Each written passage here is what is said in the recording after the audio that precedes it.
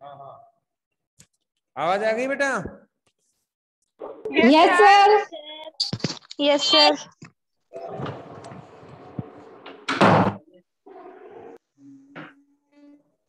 बीच में डिस्टर्ब हो रही है क्लास, है ना? चलो मैं दोबारा से देखता हूँ कहाँ तक आवाज आ गई थी आपके पास, कहाँ तक की क्लास आपने देख ली थी? Good morning, good morning. कुछ नए बच्चे आए क्या? कहाँ तक की बात हो गई थी? दीक्षा, आशा, चलो देखो एक बार और देख लो इसको। हमने ये देख लिया था कि जम्मू कश्मीर के कितने टुकड़े हुए। माइक ऑन कर लो, जवाब दे दो ताकि मुझे ही पता लग जाए जिन बच्चों को समझ में आया। 3। 3। किसके पास है? पाकिस्तान। पाकिस्तान। चीन। चीन के पास भारत। ठीक है। भारत। भारत के पड़ोसी देश कौन कौन से? नेपाल, नेपाल, भूटान। भूटान। मित्र देश कौन सा है? भूटान। दोनों से दोस्ती रखने वाला? नेपाल। भारत से भी और चीन से भी। इधर कौन था? म्यांमार। तो चीन का प्रभाव कहां से कहां तक है? म्यांमार, भूटान और नेपाल। उधर भी है जापान, मंगोलिया वगैरह, लेकिन उधर से अपने को मतलब नहीं है। इतनी बात समझ में आ गई थी? Yes sir. अब देखो हुआ क्या। चीन क्या चाहता है? 2-3 बातें चीन के बारे में अपने को ध्यान रखनी है, बस यही अपने को काम में आती रहेंगी। नंबर 1 बात, चीन की जो पॉलिसी है वो है साम्राज्यवाद विस्तार की या साम्राज्यवाद की। 1 नंबर बात याद रखिए, चीन की जो पॉलिसी है वो क्या है? साम्राज्यवाद की पॉलिसी है। क्या होती है? हिस्ट्री वाले तो समझ गए होंगे। ऐसी व्यवस्था जिसमें राज्य का विस्तार किया जाए। ये बड़ा कमाल का है ना, ड्रैगन बोलते हैं ना इसको, चीन को, है ना? ये नालायक क्या करते हैं? 2 कदम चलते हैं। क्या करते हैं? 2 कदम चलते हैं, यहां से 2 कदम आए अंदर और 1 कदम पीछे कर लेते हैं। 1 कदम क्या कर लेते हैं? पीछे कर लेते हैं। गजब की पॉलिसी है ना। और अगले को लगा ही नहीं कब कब्जा कर लिया। ये बात समझ में आई बेटा? चीन के जो माओवादी हैं उनकी पॉलिसी क्या है कि कितने कदम बढ़ने हैं? 2 कदम। अगर किसी ने विरोध नहीं किया तब तो 2 के 2 कदम अपने बाप के हो गए, है कि नहीं है? और अगर किसी ने विरोध किया तो पीछे कितना जाना है? केवल 1 कदम। ये कौन सी पॉलिसी के तहत है? साम्राज्यवाद का है। बात समझ में आई क्या? एक बात बिल्कुल देसी भाषा में इसको पढ़ लो ताकि अपना सवाल तैयार हो जाए 6 नंबर का। अपने को समझ में आना चाहिए। ये आपके आईआर में आएगा फर्स्ट ईयर में, है ना? ऐसे कैसे अगली साल भी आएगा, ये फर्स्ट ईयर में आएगा विश्व राजनीति, उसमें बड़ा टॉपिक ऐसी कैसी, है ना? तो आपको यही दोनों जगह मैं तैयार करवा देता हूँ, अगला साल का भी तैयार, इस साल का भी तैयार। दूसरी चीज देखो, चीन की एक तो साम्राज्यवादी विस्तार की नीति आ गई। दूसरी नीति ये क्या करता है कि पड़ोसियों को क्या देता है? सहायता देता है। क्या देता है? सहायता देता है। और फिर सहायता के नाम पर क्या बढ़ा देता है? उनका कर्जा। और कर्जा नहीं चुकाना पाने पर उनको क्या करना पड़ता है? अनुकरण करना पड़ता है, उनकी बात माननी पड़ती है। जैसे पाकिस्तान को देखें, गरीब आदमी बेचारा, है ना? चीन से कर्जा लिए जा रहा है, लिए जा रहा है, लिए जा रहा है। एक दिन ऐसा आ जाएगा कि पाकिस्तान की औकात से बाहर हो जाएगा मामला। समझ में आ रही है मेरी बात? फिर पाकिस्तान उनको चुका नहीं पाएगा। अब पाकिस्तान के पास 2 ऑप्शन बचे, या तो चीन की बात मान ले जैसा चीन चाहता है, या फिर वो कर्जा चुका दे। कर्जा तो वो चुका नहीं पाएगा, ऐसे में क्या करना पड़ेगा? अनुकरण करना पड़ेगा। तो चीन जैसे राष्ट्र एक तो साम्राज्यवाद की नीति चलाते हैं, दूसरा कब्जा करने की नीति चलाते हैं। और कब्जा भी कितने प्रकार का? 2 प्रकार का। एक तो होता है राजनीतिक, एक तो कौन सा होता है? राजनीतिक। इसको आपने कहा था उपनिवेश। याद आ रहा है क्या उपनिवेश? उपनिवेश कितने लोग नहीं समझते? समझ रहे हैं? ब्रिटेन का भारत क्या था? उपनिवेश था। कैसा गुलाम था? राजनीतिक। दूसरा है आर्थिक। आर्थिक गुलाम को क्या कहते हैं? नव उपनिवेश। क्या कहते हैं? नव उपनिवेश।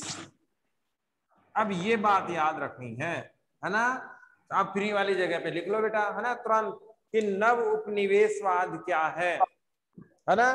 फ्री वाली जगह पे लिख लो तुरंत, नव उपनिवेशवाद क्या है। तो कोई भी राष्ट्र किसी राष्ट्र को क्या देता है? कर्जा देता है, और फिर वो कर्जा बढ़ता बढ़ता बढ़ता इतना ज्यादा बढ़ जाता है कि उसकी औकात से बाहर हो जाता है, वो चुका नहीं पाता है। अब उसके पास दो ऑप्शन, या तो वो कर्जा चुका दे या चुपचाप उस देश की बात मान ले जो वो कहना चाहता है। तो ऐसे में क्या बनेगा? वो राष्ट्र पिछलग्गू बनेगा। क्या बनेगा? पिछलग्गू बनेगा, चमचा बनेगा। ये बात किसके समझ में नहीं आई बताओ? इसमें कोई दिक्कत है क्या बेटा? ठीक है, वापस समझा दो एक बार। क्या हुआ? मैं वापस समझा दो थोड़ा सा। ये वापस समझा दे। देखो, मैंने इतना कहा कि चीन की पॉलिसी क्या है? गुलाम बनाने की है, उपनिवेश बनाने की है। और गुलाम भी कितने प्रकार के? दो प्रकार के। एक तो कौन से? राजनीतिक। अंग्रेजों के हम किस प्रकार के गुलाम थे? राजनीतिक गुलाम थे। हमारी सरकार किसके अधीन थी? अंग्रेजों के अधीन थी। इसे हम क्या कहते हैं? उपनिवेश कहते हैं। इसमें कोई दिक्कत? ठीक नो है, सर। आगे देखो। ये दूसरा जो गुलामी होती है ना, उसमें राजनीति नहीं होती, सरकार नहीं होती। इसमें गुलामी होती है आर्थिक, यानी कि आप कर्जा दिए जा रहे हो, दिए जा रहे हो, दिए जा रहे हो। एक समय ऐसा आ जाएगा कि कर्जा चुकाने का मामला हो जाएगा खत्म, इतना ज्यादा कर्जा ले लिया। अब राष्ट्र के पास कितने ऑप्शन बचे? दो। या तो कर्जा चुका दे, जो उसके बस की बात नहीं है, या फिर क्या कर ले? उसकी बात मान ले, अनुकरण कर ले, उसकी पिछलग्गू बन जाए। इस व्यवस्था को क्या कहते हैं? नव उपनिवेशवाद कहते हैं। क्या कहते हैं? नव उपनिवेशवाद। नए विश्व में आर्थिक गुलामी आ रही है। क्या आ रही है? आर्थिक गुलामी की व्यवस्था। इसे ही नव उपनिवेशवाद कहा जाता है। बताओ, क्या समझ में नहीं आया? आ गया? Yes sir. आगे बढ़ो, देखो, है ना? इसको बिल्कुल देसी भाषा में समझ लो अपने, ताकि अपने को दिक्कत नहीं आए, क्योंकि ये उसमें भी आएगा, यूएनओ वाले में, वहां भी आएगा, है ना? अब देखो चीन ने क्या किया। चीन, सबसे पहले तो ये ध्यान रखना, चीन आजाद हुआ था 49 में। काम का सवाल है, बोर्ड में आया हुआ है।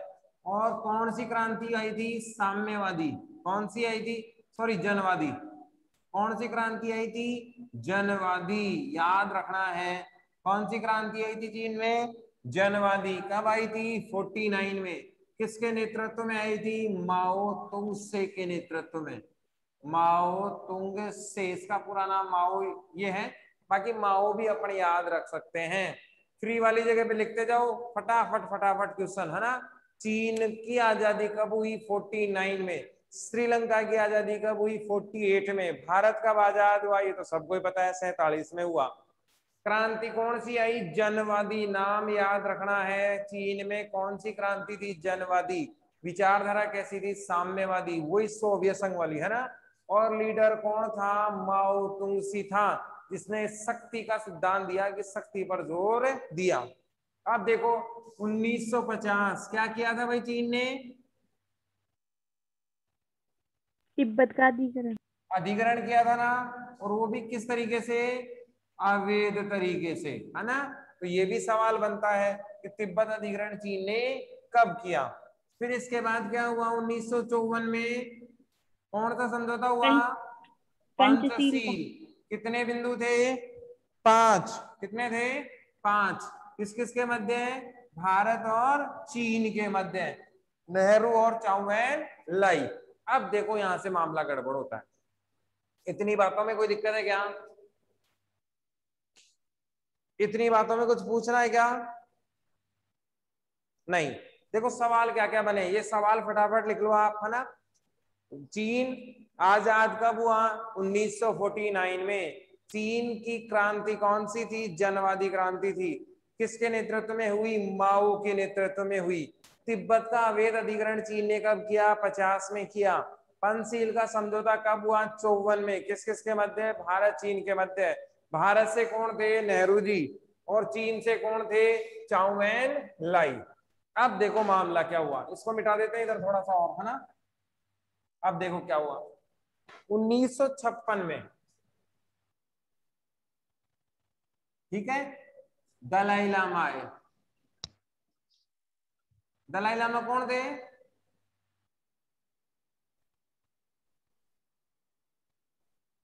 बताया था बेटा मैंने, बौद्ध धर्म के गुरु। बौद्ध धर्म के गुरु। कहाँ के थे? तिब्बत के, याद रखना, है ना, तिब्बत के थे ये कहाँ है? भारत की आधिकारिक यात्रा पर, भारत की आधिकारिक यात्रा पर। अब यहाँ पर ये भी ध्यान रखना, यात्रा भी कितनी प्रकार की होती है? दो। एक तो होती है निजी और एक होती है आधिकारिक। निजी तो कौन सी? पर्सनल, अपन कहीं भी घूमने जाए किसी की कोई जिम्मेदारी नहीं होती। आधिकारिक यात्रा में सरकार बुलाती है नीता देकर, है ना, समझ रहे हो ना। आधिकारिक यात्रा कौन सी होती है? जिसमें सरकार निमंत्रण के आधार पर बुलाती है और सरकारी पूरा इंतजाम करती है। तो दलाई लामा राष्ट्र अध्यक्ष के साथ आए थे। किसके साथ आए थे? राष्ट्र अध्यक्ष यानी कि चाउ एन लाई के साथ आए थे। और कब आए थे? 1956 में आए थे। बात समझ में आ रही है? तो 1956 में इन्होंने इस इलाके की विषमता, विकट परिस्थिति के बारे में कहा था भारत को। किस बात को दर्शा दिया था? कि यहाँ पर हालात कैसे हैं? विकट परिस्थिति के हैं। लेकिन नेहरू जी बेचारे करते क्या? नेहरू जी से तो भारत का मामला ही नहीं सुलट रहा था। देखो, अगर मैं भी प्रधानमंत्री होता ना उस जमाने में, तो मैं भी कुछ नहीं कर पाता, क्योंकि भारत की स्थिति ऐसी थी, हमारे पास खाने के लिए अनाज नहीं था, सेना भी बनना ही शुरू हो रही है, हथियार हमारे पास है नहीं, टेक्नोलॉजी हमारे पास है नहीं, संपन्नता पैसा हमारे पास है नहीं। तो बेचारे नेहरू जी करते क्या उस जमाने में?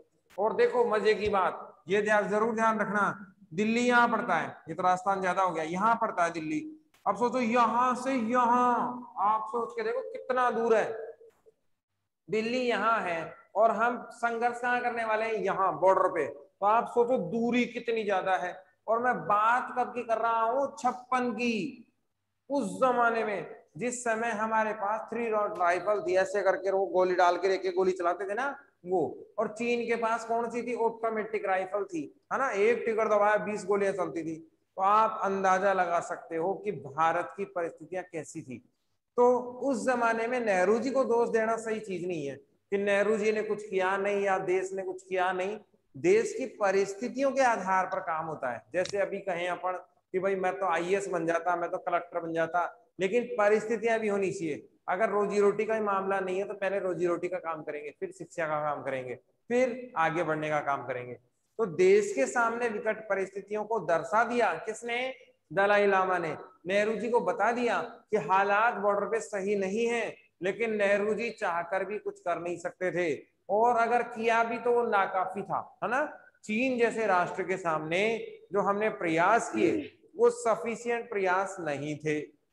अब यहाँ क्या हुआ देखो, 1959 में, ये बोर्ड ने पूछा हुआ सवाल है, याद रखना, 1959 में दलाई लामा ने राजनीतिक शरण मांग ली। क्या मांग ली? राजनीतिक शरण। अब शरण भी 2 प्रकार की, है ना, ये शब्द है ना बहुत परेशान करेंगे आपको। शरण कितने प्रकार की? 2। एक तो अपनी इच्छा से मुंह उठा के आ जाए तो कहीं कोई दिक्कत नहीं, हमने कहा रह ले, कोई दिक्कत नहीं। दूसरा, सरकार से परमिशन मांग ले कि भाई भारत सरकार इसकी गारंटी दे सुरक्षा की, तब तो मैं आऊं। भारत सरकार ने पंगा ले लिया, कहा कोई बात नहीं, आ जाओ भाई, हम क्या दे रहे हैं? राजनीतिक शरण दे रहे हैं। इसका मतलब क्या हुआ? चीन के विरुद्ध कर रहे हैं, है ना, यही हुआ। दलाई लामा कहाँ का था? तिब्बत का। कहाँ का था? तिब्बत का। तिब्बत किसके अधीन? चीन के अधीन। इसका मतलब हम जो चीन के बौद्ध धर्म के लोग हैं उनको क्या कर सकते हैं? उकसा सकते हैं। क्या कर सकते हैं? उकसा सकते हैं, मोटिवेट कर सकते हैं। किसके खिलाफ? चीन के खिलाफ। ये बात किसने मान ली? चीन ने मान ली। गणित समझ में आया? 1959 में दलाई लामा कहा जाता है भारत, और शरण भी कौन सी मांगता है? सरकार से। सरकार गारंटी दे कि मैं आपकी सुरक्षा करूंगी, और भारत ने फटे में टांग अड़ा दी, है कि नहीं है, और तुरंत शरण दे दी। अब पंगा हो गया, जैसे ही शरण दी ना, तो एक तो ये कहाँ के थे, तिब्बत के थे, और दूसरा चक्कर क्या पड़ा, बौद्ध धर्म के थे। और चीन में भी कौन सा धर्म, बौद्ध धर्म। तो चीन ने क्या मान लिया कि ये जो व्यक्ति है दलाई लामा, ये भारत के समर्थन से चीन में विद्रोह कर सकता है। इसीलिए एक कारण ये भी बना 1962 के युद्ध का। क्या बना, कारण बना। बस क्लास कंप्लीट होने वाली है। कुछ सवाल पूछना है क्या, समझ में आ रहा है क्या, कितने लोगों को बताओ, आ रहा है बेटा समझ?